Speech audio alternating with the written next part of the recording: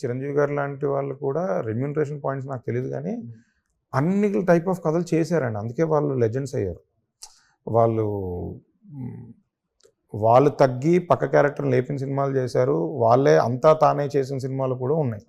ఒక యాక్టర్గా అన్ని రకాలు కథలు, అన్ని రకాల క్యారెక్టర్స్ చేస్తే మంచి మంచి సినిమాలు, కొత్త సినిమాలు చాలా వస్తాయని నేను బిలీవ్ చేస్తున్నాను. కానీ ఈ మధ్య నేను విన్నది ఏంటంటే, హీరోల దగ్గరికి వెళ్తే ఒక చిన్న కథలతో, లేదబ్బా నేను 40 కోట్లలో ఉన్నాను, 50 కోట్లలో ఉన్నాను, ఈ బడ్జెట్ కథలే చేస్తానని చెప్పేసి ఒక స్కేల్ పట్టుకుని కూర్చున్నట్టు చాలాసార్లు విన్నాను నేను.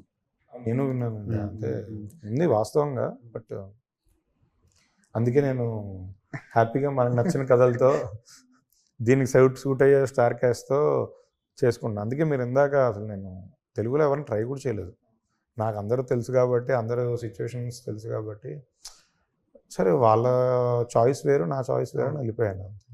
పెద్ద పెద్ద హీరోలు, మాస్ హీరోలు, ఫ్యాన్ ఫాలోయింగ్ ఉన్న హీరోలు సినిమాలను ఓటీటీలకు అమ్మడమే కొంచెం కష్టమైపోతుంది ఈ రోజుల్లో.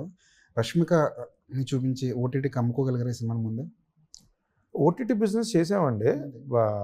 అంటే రష్మిక గారు ఉన్నారు అని కాదు కానీ ఓటీటీ బిజినెస్ చేసాం. అలా అంటే నాకు పలానా వాళ్ళు ఉంటే ఓటీటీ బిజినెస్ ఎక్కువ అవుద్ది అనే యాంగిల్ లేదు. అందుకే నేను దీక్షిత్ని చూస్ చేసుకున్నాను. అంటే దీక్షిత్ని కూడా నేను ఏం బిలీవ్ చేశానంటే, బాయ్స్ తర్వాత సిద్ధార్థ్ గారికి తెలుగులో మార్కెట్ స్టార్ట్ అయ్యి నువ్వు వస్తా ఉంటేనే వద్దంటన్నా లాంటి సినిమాలు బ్లాక్ బస్టర్ కొట్టి స్టార్ అయ్యారు.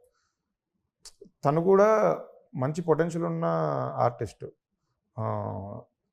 తను ఇంకా బ్యూటిఫుల్ కథలు చెప్పగలుగుతాడు, చేయగలుగుతారు అని స్ట్రాంగ్గా బిల్. కరెక్ట్ క్యారెక్టర్లు పడితే స్టార్ మెటీరియల్ అండి దీక్షిత్.